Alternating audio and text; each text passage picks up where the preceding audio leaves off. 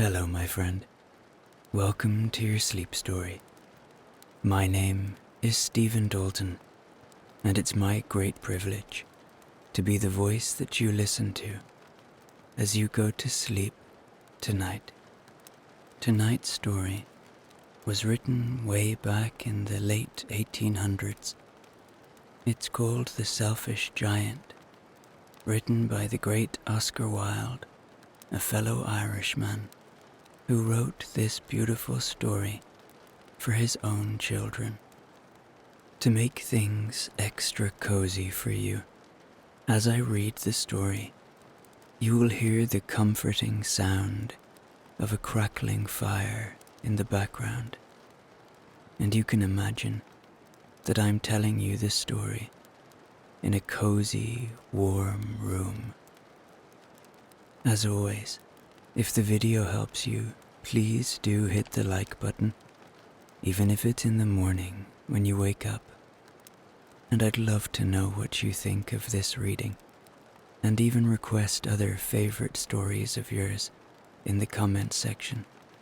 As you probably know by now, I read every single comment. Now, let's do a little relaxation session before tonight's story. If your eyes aren't closed already, gently allow them to close. The day is done now. This time is yours. You deserve rest. All you have to do now is listen to the sound of my voice and enjoy this moment. Feel the support of the floor and the bed beneath you. Maybe allow a little gratitude for the simplicity of having shelter, of having life. Now, I'm going to do a countdown, and as I do, allow yourself to let go more and more, and allow your imagination to open up more and more so that you are ready to hear tonight's story. 10. Take a deep breath now, in through your nose and out through your mouth. Let go of everything.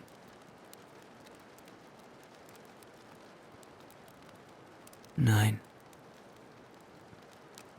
Remembering that you are safe now. The day that has just been is done. Whatever will happen tomorrow will happen. Let this be a moment of peace for you. 8. Noticing any lingering tension in your body, whether it be in your feet, your hands, your neck or head. Just let go.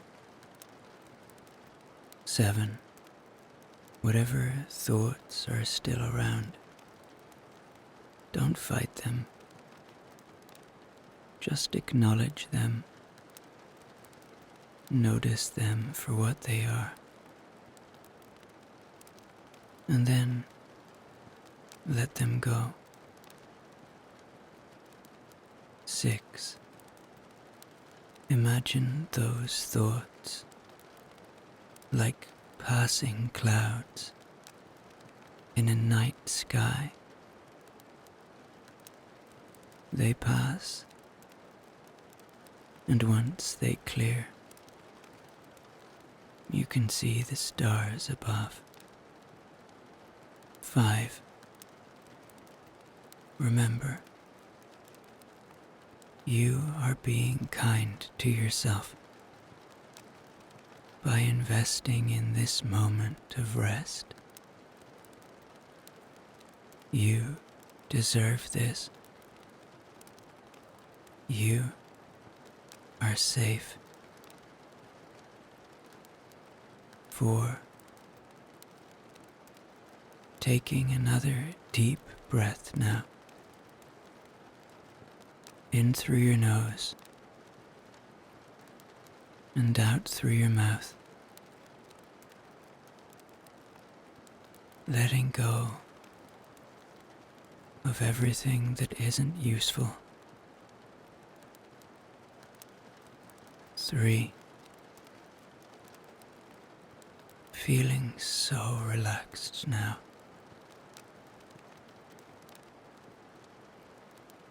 2. Becoming ready to enjoy a beautiful story. 1. Trusting my voice to bring you to a peaceful place now, as I tell you the story of the selfish giant. Every afternoon, as they were coming from school, the children used to go and play in the giant's garden. It was a large, lovely garden with soft green grass. Here and there, over the grass, stood beautiful flowers like stars, and there were 12 peach trees that in the springtime broke out into delicate blossoms of pink and pearl, and in the autumn bore rich fruit. The birds sat on the trees and sang so sweetly that the children used to stop their games in order to listen to them. "How happy we are here," they cried to each other. One day, the giant came back. He had been to visit his friend, the Cornish ogre, and had stayed with him for 7 years.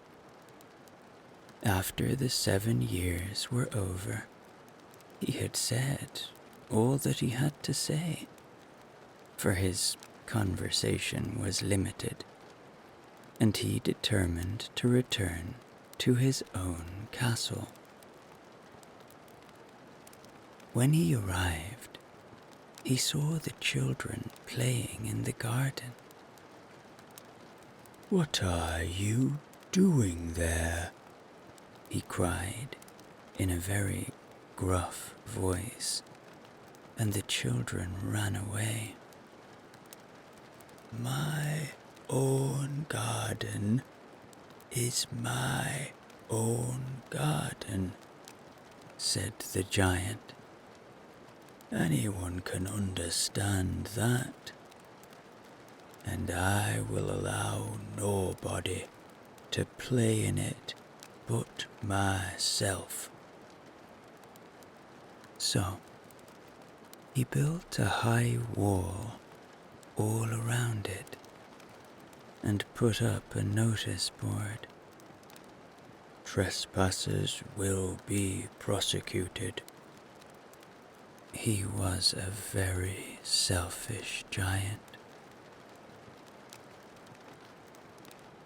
The poor children had now nowhere to play. They tried to play on the road, but the road was very dusty and full of hard stones, and they did not like it. They used to wander round the high wall when their lessons were over, and talk about the beautiful garden inside. How happy we were there, they said to each other. Then the spring came, and all over the country there were little blossoms and little birds. Only in the garden of the selfish giant, it was still winter. The birds did not care to sing in it, as there were no children, and the trees forgot to blossom.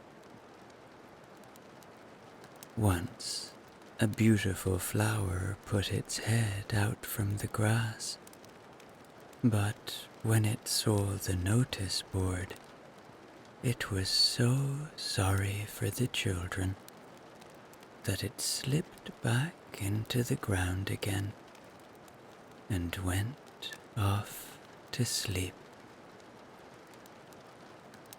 The only people who were pleased were the snow and the frost. "Spring has forgotten this garden," they cried, "so we will live here all the year round."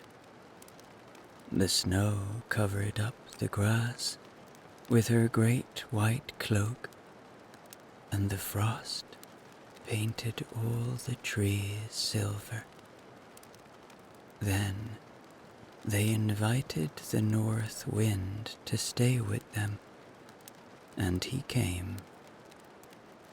He was wrapped in furs, and he roared all day about the garden, and blew the chimney pots down. "This is a delightful spot," he said.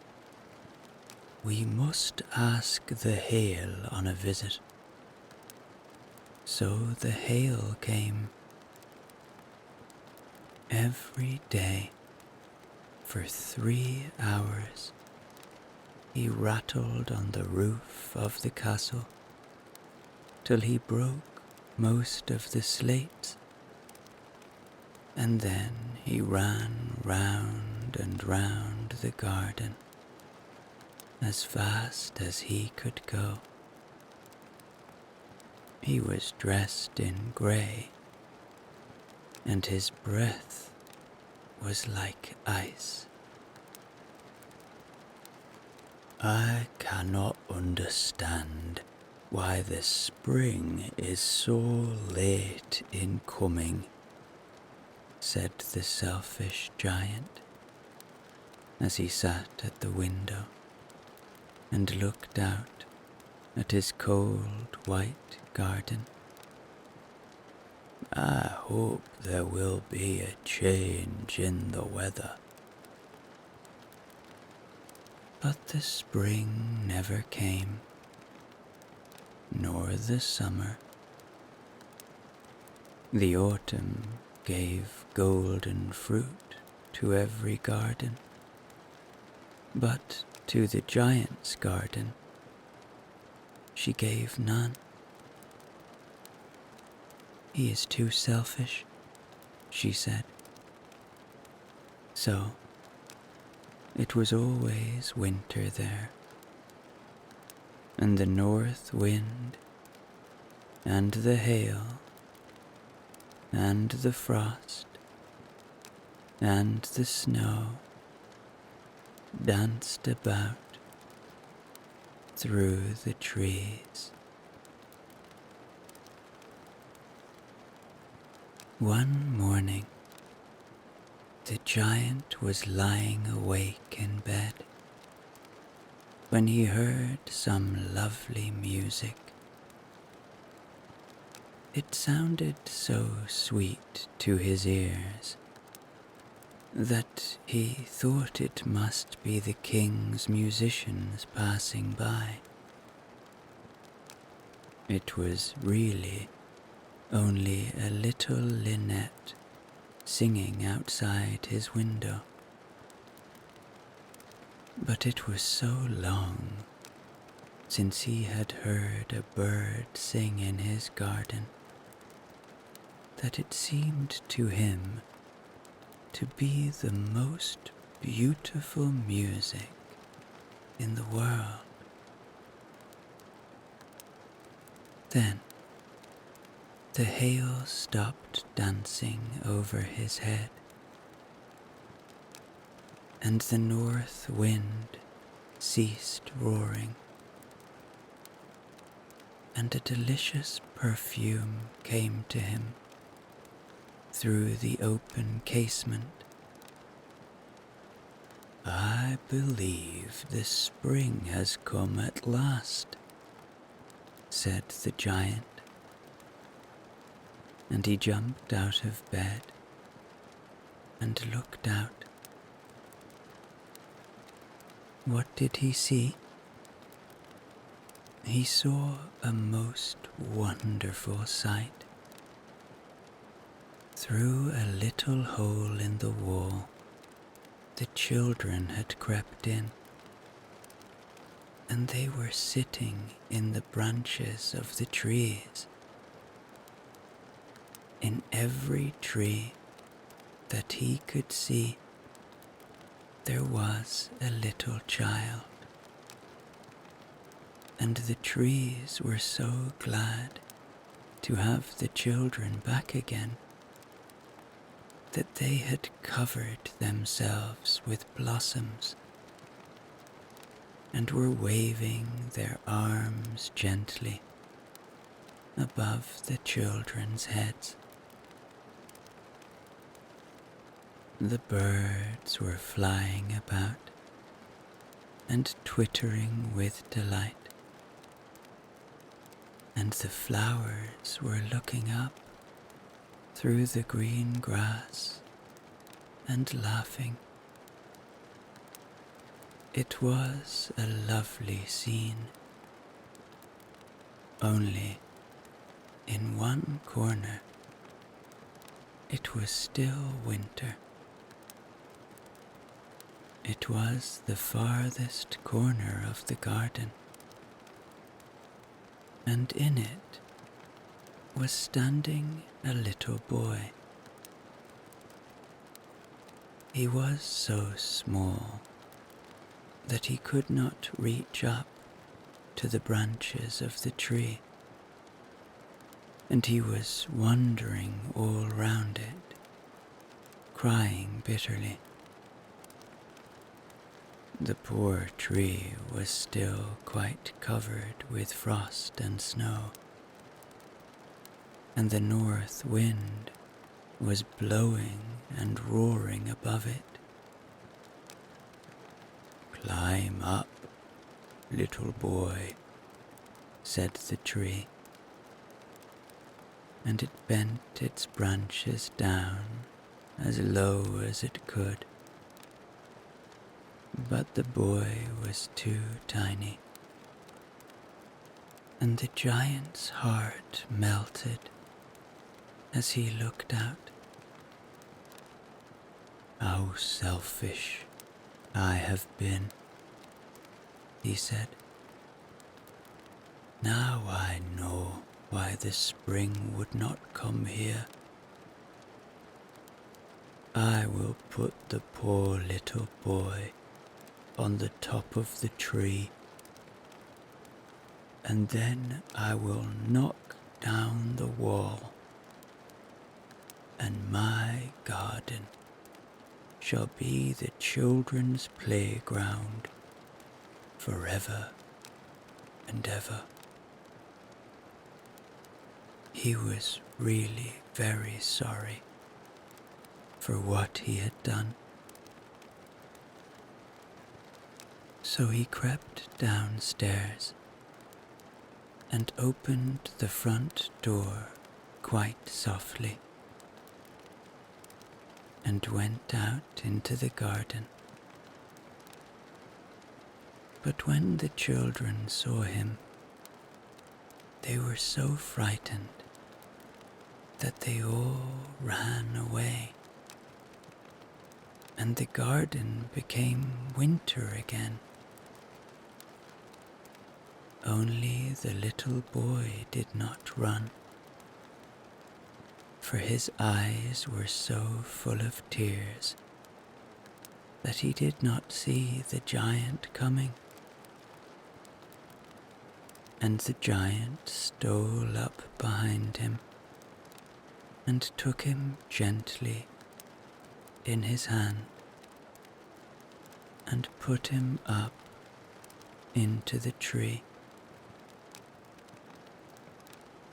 And the tree broke at once into blossom, and the birds came and sang on it, and the little boy stretched out his 2 arms and flung them around the giant's neck and kissed him. And the other children, when they saw that the giant was not wicked any longer, came running back, and with them came the spring. "It is your garden now, little children," said the giant. And he took a great axe and knocked down the wall. And when the people were going to the market at 12 o'clock, they found the giant playing with the children in the most beautiful garden they had ever seen.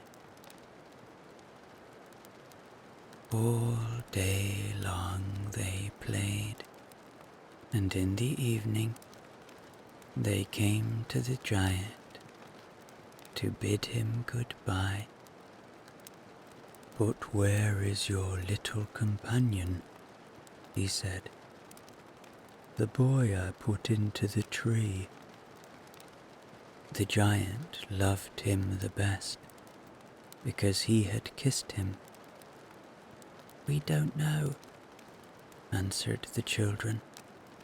"He has gone away." "You must tell him to be sure and come here tomorrow," said the giant. But the children said that they did not know where he lived and had never seen him before, and the giant felt very sad. Every afternoon, when school was over, the children came and played with the giant. But the little boy whom the giant loved was never seen again. The giant was very kind to all the children, yet he longed for his first little friend and often spoke of him. "How I would like to see him," he used to say. Years went over, and the giant grew very old and feeble. He could not play about any more, so he sat in a huge armchair and watched the children at their games and admired his garden. "I have many beautiful flowers," he said, "but the children are the most beautiful flowers of all." One winter morning, he looked out of his window as he was dressing. He did not hate the winter now, for he knew that it was merely the spring asleep, and that the flowers were resting. Suddenly, he rubbed his eyes in wonder, and looked and looked. It certainly was a marvelous sight. In the farthest corner of the garden was a tree, quite covered with lovely white blossoms. Its branches were all golden, and silver fruit hung down from them, and underneath it stood the little boy he had loved. Downstairs ran the giant in great joy, and out into the garden. He hastened across the grass and came near to the child. And when he came quite close, his face grew red with anger, and he said, "Who hath dared to wound thee?" For on the palms of the child's hands were the prints of 2 nails, and the prints of 2 nails were on the little feet. "Who hath dared to wound thee?" cried the giant. "Tell me, that I may take my big sword and slay him." "Nay," answered the child, "but these are the wounds of love." "Who art thou?" said the giant, and a strange awe fell on him, and he knelt before the little child. And the child smiled on the giant and said to him, "You let me play once in your garden. Today you shall come with me to my garden, which is paradise." And when the children ran in that afternoon, they found the giant lying dead under the tree, all covered with white blossoms. The end.